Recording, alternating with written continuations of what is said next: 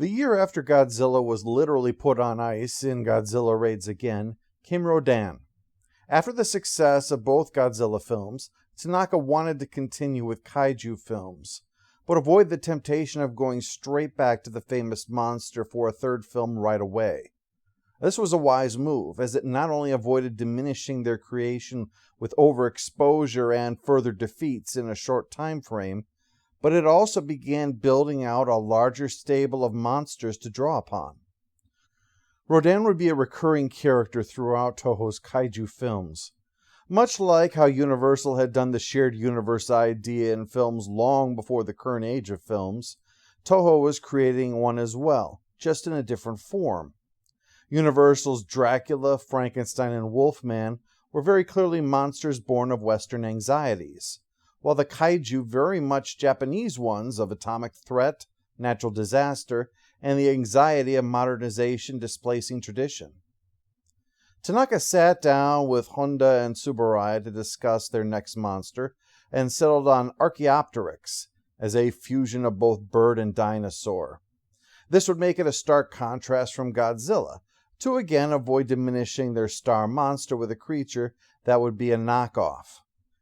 Ken Kuronuma, who would soon go on to write the disastrous Varan we touched on with King Kong vs. Godzilla, was hard to provide a treatment, and drew inspiration from a rather surprising source. See, 1948 had been a watershed year for UFOs, when 3 incidents that would help shape the impression of the phenomenon took place.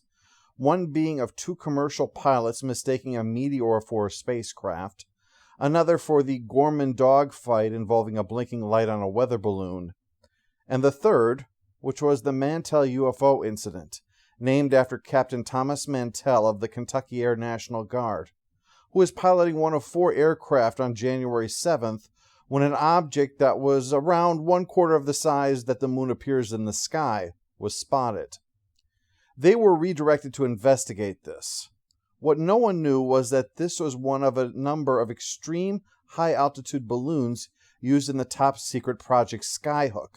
So when Mantell decided to continue his pursuit of it when the rest of the aircraft pulled back, he climbed to over 25,000 feet without oxygen. He blacked out, his P-51 spiraled back to Earth, and he perished.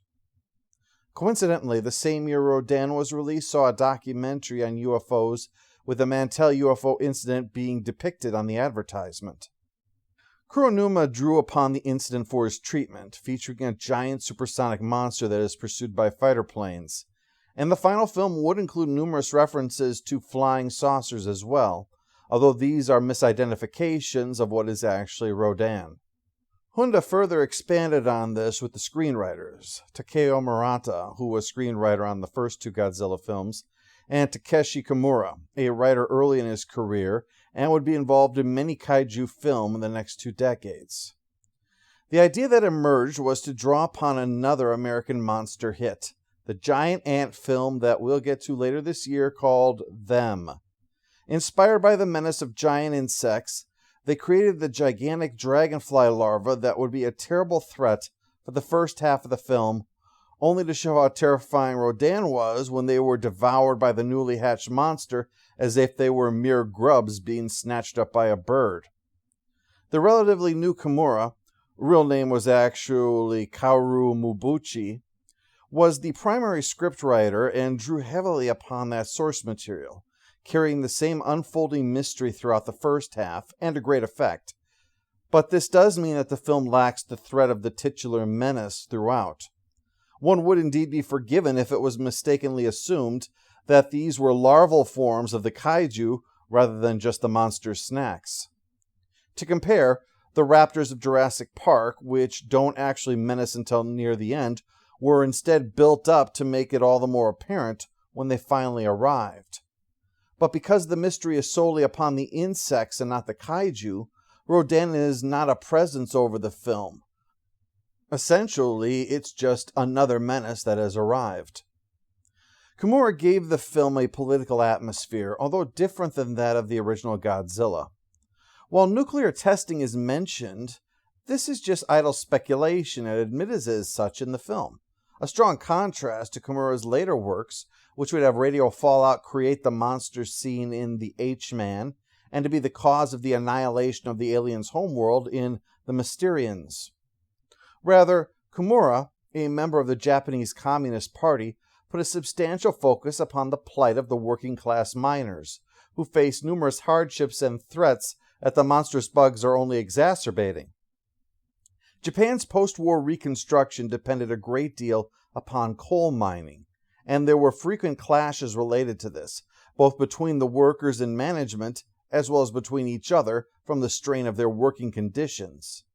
Depicted in the film to the point that when one is found dead, the other that he had been feuding with is presumed to have murdered him. But this mining is presented more as the cause of Rodan's emergence rather than the nuclear tests, with a Tolkien-like view that, like the dwarves, Japan has delved too greedily and too deep. Quote, "We had dug too deeply for our coal and awakened them to destroy us all." The main character of the film, Shigeru, is played by Kenji Sahara, who had a small role in the original film as young lover on the Sound. Here, Shigeru was given a chance to shine by Honda, who gave him an important direction. Don't overact. I want you to act like this is every other day of your life, and then suddenly, this happens. Behave as you naturally would. Sahara worked to capture that, providing a vital contribution to the film's verisimilitude.